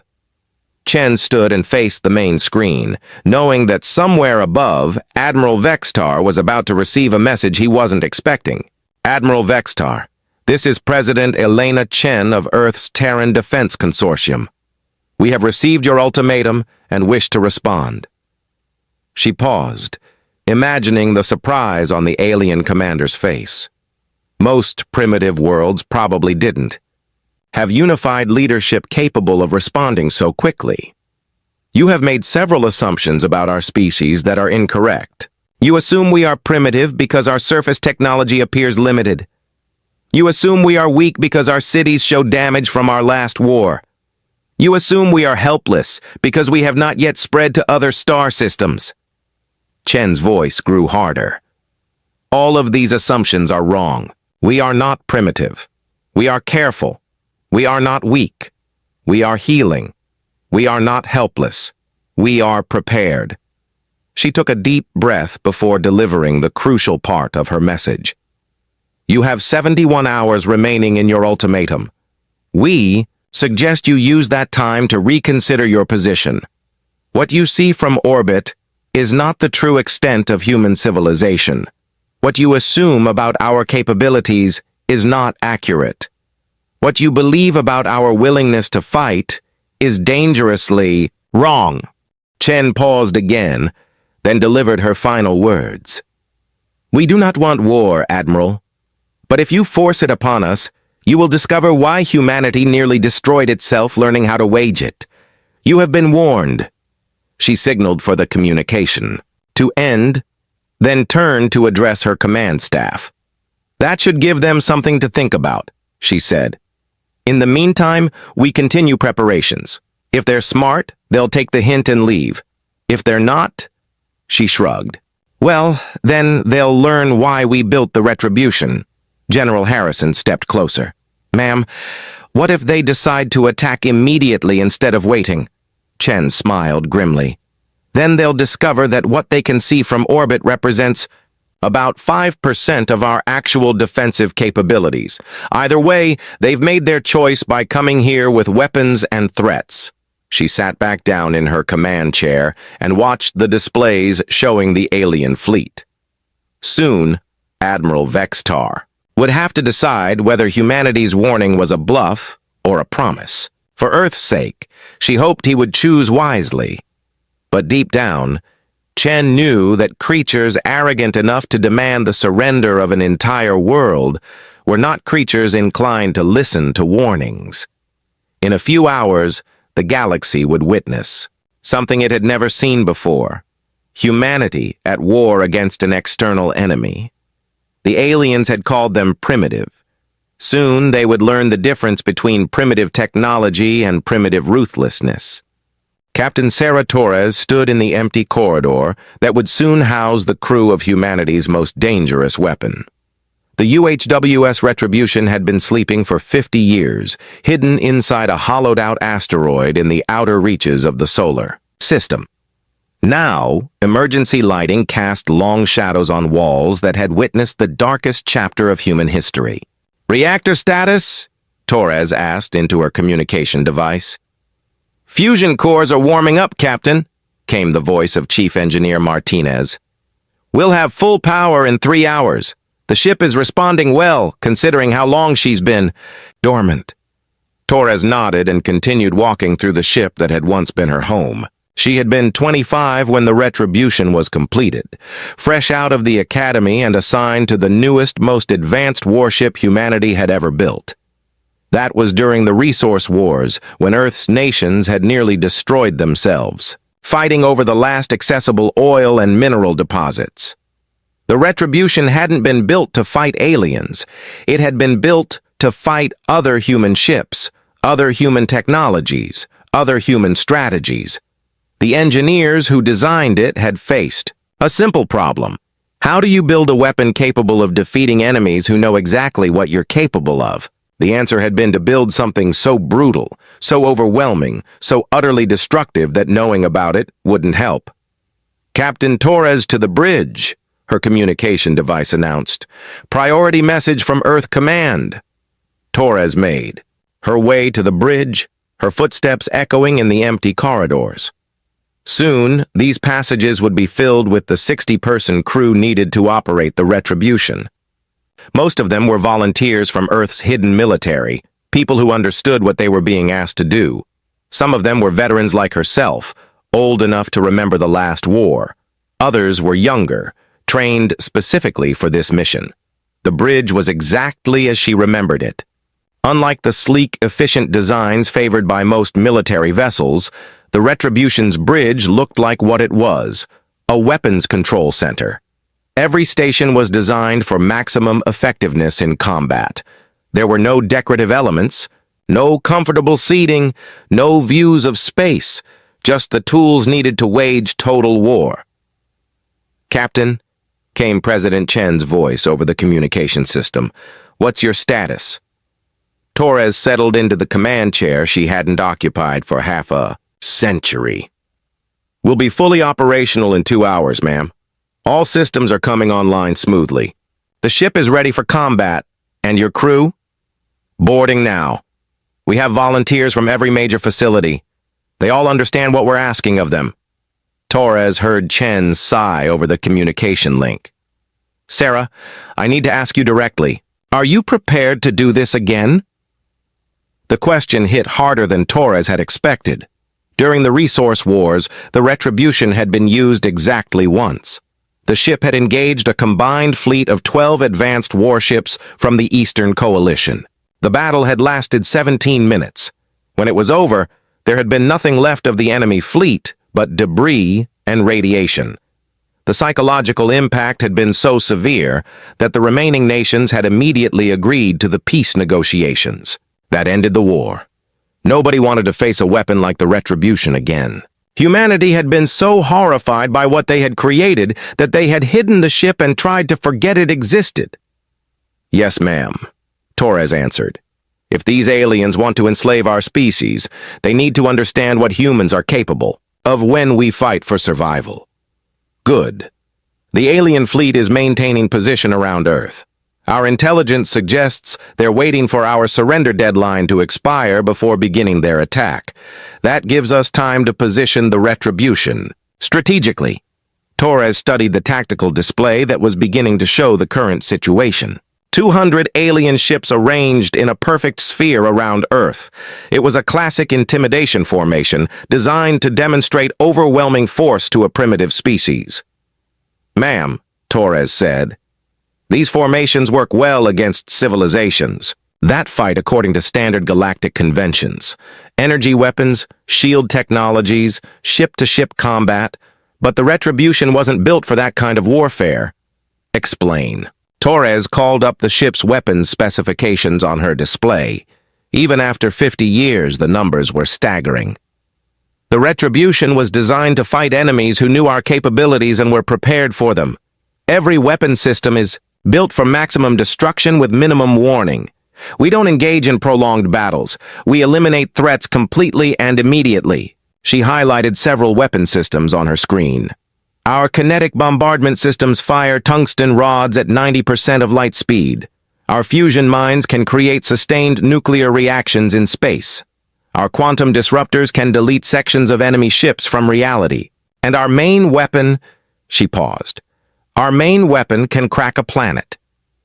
The aliens don't know any of this? No, ma'am. Their scans show them a single large ship of unknown design.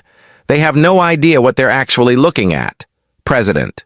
Chen was quiet for a moment. Then she said, Sarah, when you engage them, I want you to give them one chance to surrender. I know that's not how the Retribution usually operates, but these are different circumstances. Torres understood. The resource wars had been fought between humans who understood the consequences of their actions. These aliens had no idea what they had walked into. It seemed fair to give them one opportunity to avoid complete destruction. Understood, ma'am. We'll offer them terms. And if they refuse?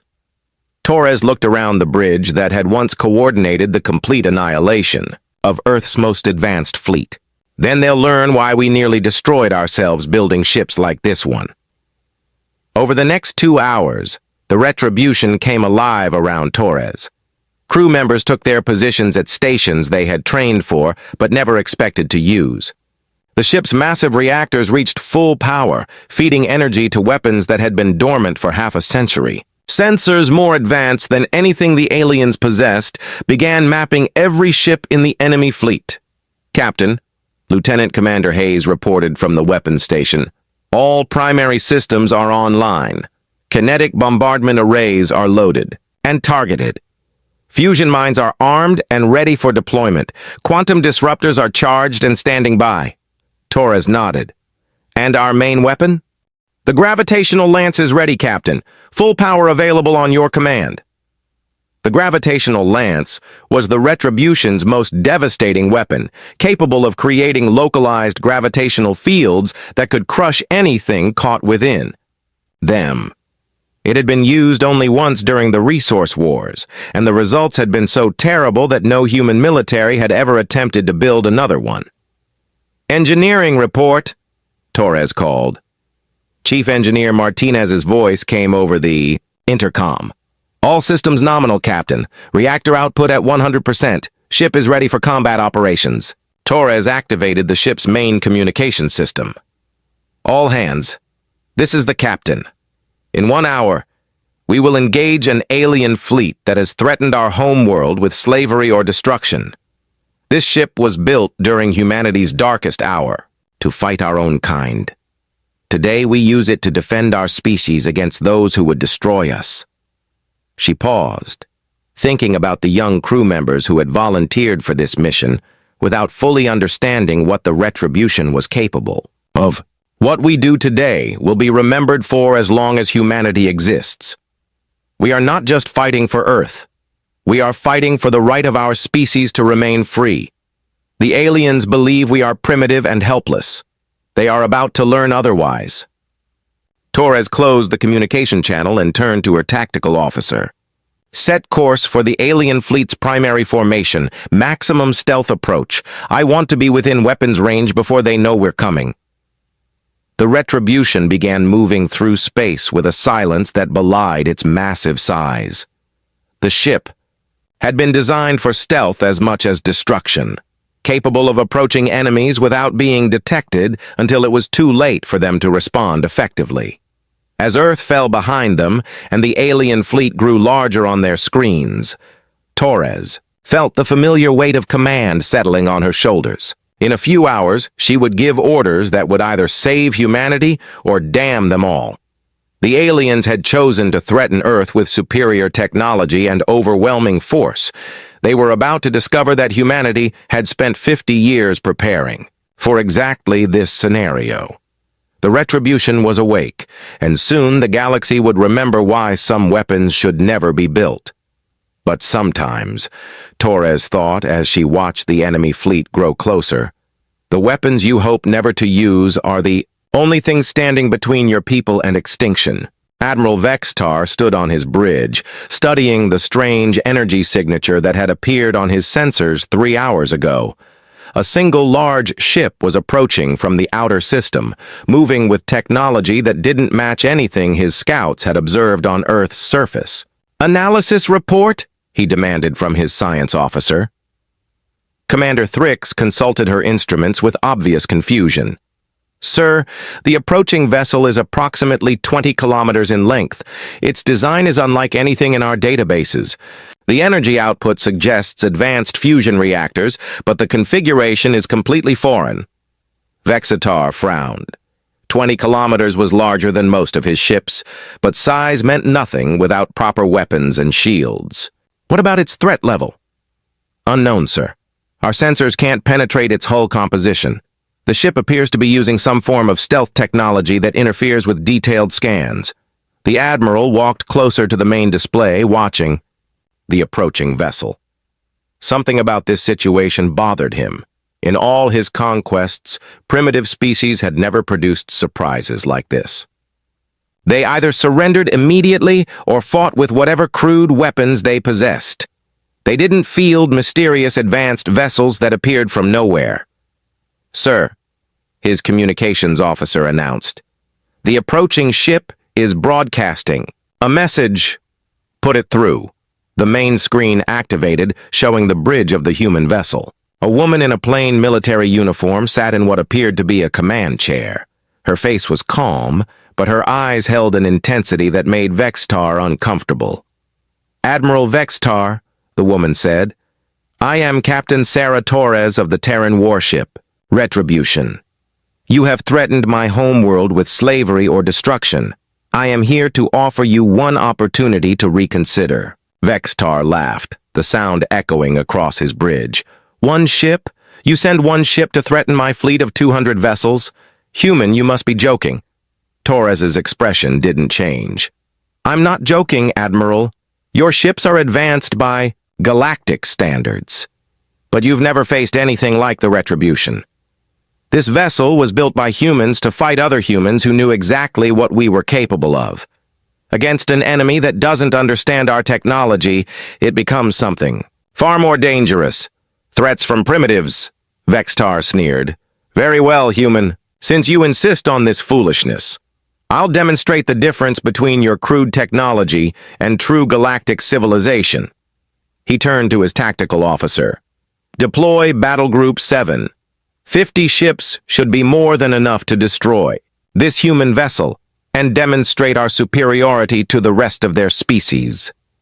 As his orders were carried out, Vextar watched the human captain's face for signs of fear or desperation. Instead, she looked almost sad. "Admiral," Torres said, "you're making a mistake. The Retribution isn't just a ship. It's a weapon system designed for total warfare. I'm giving you one last chance to withdraw your fleet and leave our system peacefully." "The time for talk is over," Vextar replied. "Witness the power of the Galactic Council."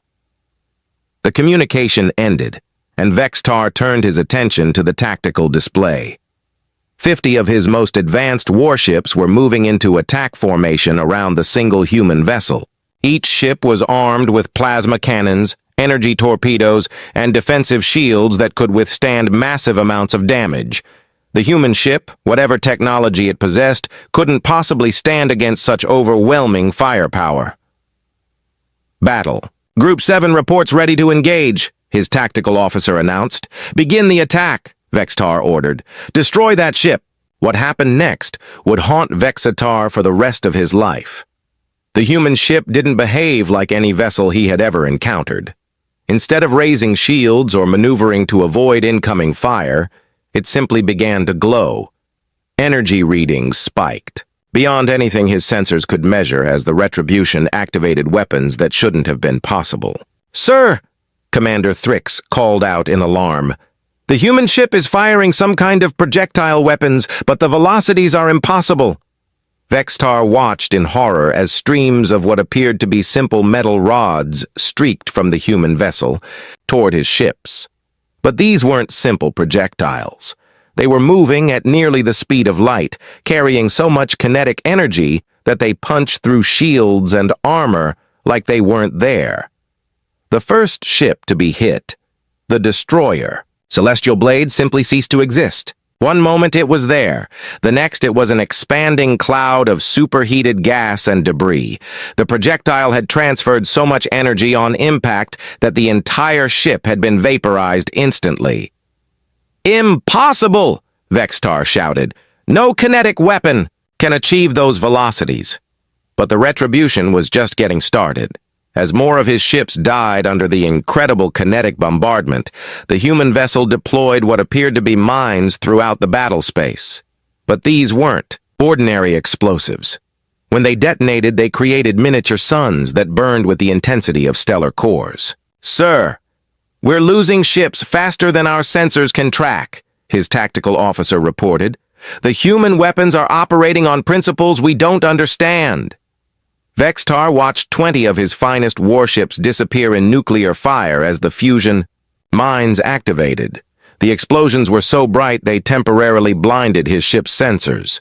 When the light faded, there was nothing left but radiation and empty space. "All ships concentrate fire on the human vessel," Vexitar ordered desperately. "Maximum power!" His remaining 30 ships opened fire with everything they had. Plasma cannons, energy torpedoes, and particle beams struck the Retribution with enough force to destroy a small moon. But something impossible happened. The weapons simply disappeared when they got close to the human ship. "What's happening to our weapons?" Vextar demanded. Commander Thrix stared at her instruments in disbelief. "Sir, the human ship appears to be using some kind of spatial distortion field. Our weapons are being deleted from reality before they can impact." The quantum disruptors. Torres had activated the Retribution's most exotic defensive system. Weapons that could literally remove matter from existence by manipulating quantum fields. Energy weapons, projectiles, even light itself simply ceased to exist when it encountered the distortion field. "Sir," his communications officer called out, "the human captain is broadcasting again." The main screen activated, showing Torres sitting calmly in her command chair while outside her ship, the battle continued to rage. "Admiral," she said, "you've now seen what happens when you attack a human warship. Your weapons can't penetrate our defenses, and our weapons can destroy your ships faster than you can replace them. I'm offering you one final chance to surrender your remaining vessels and leave our system." Vextar stared at the human woman in shock and rage. In less than 10 minutes, she had destroyed 40 of his finest ships without taking any damage. His most advanced weapons had proven completely useless against her vessel's defenses. "What are you?" he whispered. Torres's expression remained calm. "We're humans, Admiral. We solve problems with violence, overwhelming force, and weapons that civilized species wouldn't dream of creating. You threatened our homeworld. This is our response." Vextar looked at his tactical display. 10 ships remained from his attack force, and they were already beginning to retreat in panic. The human vessel hadn't even used all of its weapons yet. What other horrors did it possess? I surrender," he said, the words bitter in his mouth. "We surrender," Torres nodded. "Smart choice. Order all your ships to withdraw beyond the edge of our solar system. Any vessel that remains will be destroyed." As Vextar gave the retreat order, he realized with growing horror that the Retribution hadn't even moved during the entire battle. It had remained stationary while systematically destroying his ships with weapons that operated beyond his understanding of physics. "Human," he said desperately. "What do you want? What are your terms?" Torres looked directly at him through the screen. "We want to be left alone, Admiral. We don't want your territory, your trade routes, or your galactic civilization. We want you to go back to your council and tell them exactly what happened here." The communication ended, leaving Vextar staring at empty space where 40 of his ships had been just minutes before. Around Earth, the rest of his fleet was already beginning to withdraw, having witnessed the destruction of Battle Group 7. In less than an hour, the most powerful fleet in Council history had been defeated by a single human warship using weapons that shouldn't have been possible. As his ships fled toward the edge of the solar system, Vextar realized that everything the Council knew about primitive species was wrong. The humans weren't primitive.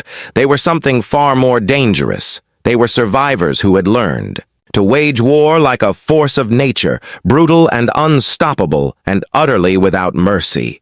And somewhere behind them, the retribution waited in space like a sleeping giant, ready to awaken again if anyone was foolish enough to threaten Earth a second time. The emergency session of the Galactic Council had been called within hours of receiving Admiral Vexitar's report. In the Great Chamber on the capital world of Zephyr Prime, representatives from 300 species gathered to hear the impossible story of a primitive world that had destroyed an entire conquest fleet. Council Speaker Mordoon, a tall being with silver skin and 6 arms, stood at the center of the chamber. His voice carried across the vast space as he addressed the assembled delegates. "Fellow members of the Council," he began, "we have received a disturbing report from the Third Conquest Fleet. Admiral Vexitar claims that a single vessel from the primitive world known as Earth destroyed 40 advanced warships in less than an hour." Murmurs of disbelief rippled through the chamber. Representative Klex of the Andorian Empire stood to speak. "Speaker Mordoon, surely this is an exaggeration. No primitive species possesses such capabilities." "That is what we all believed," Mordoon replied. "However, we have sensor data from the surviving ships that supports Admiral Vextar's claims." The chamber's main display activated, showing the recorded battle from multiple angles. The assembled delegates watched in stunned silence as the human vessel systematically destroyed Council ships with weapons that operated beyond known physics. Kinetic projectiles moving at impossible speeds, fusion weapons that created miniature stars, defensive systems that simply deleted incoming attacks from reality. "This is impossible," declared Representative Zixtar from the Scientific Coalition. "These weapons violate fundamental laws of physics," Speaker Mordoon nodded grimly. "Yet the evidence is clear. The humans possess technology that our scientists cannot explain. More disturbing, they appear to have developed these weapons specifically for warfare against technologically advanced opponents." In the aftermath of the battle, the Council had attempted to gather intelligence about Earth's true capabilities. Deep space monitoring stations had been repositioned to scan the human system, but the results had been even more unsettling than the original battle. "Our reconnaissance has revealed that Earth's apparent primitiveness was a deliberate deception," Mordoon continued. "What we observed from their surface represents approximately 5% of their actual civilization. The remaining 95% is hidden underground, on other worlds in their system, and in facilities disguised as primitive installations." The chamber erupted in shocked conversations. Representative Thys of the Trade Federation demanded, "How is this possible? Our evaluation protocols have successfully identified primitive species for millennia." "Because," Mordoon said quietly, "the humans were not trying to impress us. They were trying to hide from us. They have spent decades, possibly centuries, preparing for contact with hostile galactic civilizations." The implications of this statement settled over the chamber like a cold wind. Every species in the galaxy followed predictable patterns when they achieved spaceflight. They expanded outward, established colonies, made contact with other civilizations. The humans had done none of these things. Instead, they had remained hidden in their single system while developing weapons that could destroy Council fleets. Admiral Vextar was brought before the Council to give his personal testimony. The once proud commander looked broken as he stood before the assembled representatives. His 4 arms hung limply at his sides, and his black eyes held the haunted look of someone who had seen something that changed his understanding of the universe. "Tell the council what you witnessed," Speaker Morden commanded. Vexitar's voice was barely a whisper. "The human ship didn't fight like anything we've ever encountered. Our weapons, our shields, our tactics, none of it mattered. They destroyed my ships like we were targets in a training exercise." He paused, gathering himself before continuing. But that wasn't the worst part. The worst part was the human captain's attitude. She wasn't angry or excited about the battle. She was sad, like she regretted having to show us what her species was capable of. Representative Klex leaned forward. "What did she say to you?" "She said humans solve problems with violence, overwhelming force, and weapons that civilized species wouldn't dream of creating. She said they didn't want our territory or our civilization. They just wanted to be left alone." The chamber fell silent as the implications of the human captain's words sank in. The council had encountered thousands of species over the millennia. Some were peaceful, some were aggressive, some were expansionist. But none had ever expressed a simple desire to be isolated while possessing the power to enforce that isolation against any threat.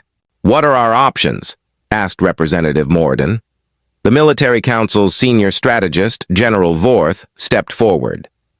"Based on our analysis of the battle data, a direct military confrontation with the humans would result in the complete destruction of any force we could deploy against them. Their weapons operate on principles our scientists don't understand, and their defensive capabilities make them effectively invulnerable to conventional attack." "What about unconventional attack?" suggested Representative Zixtar.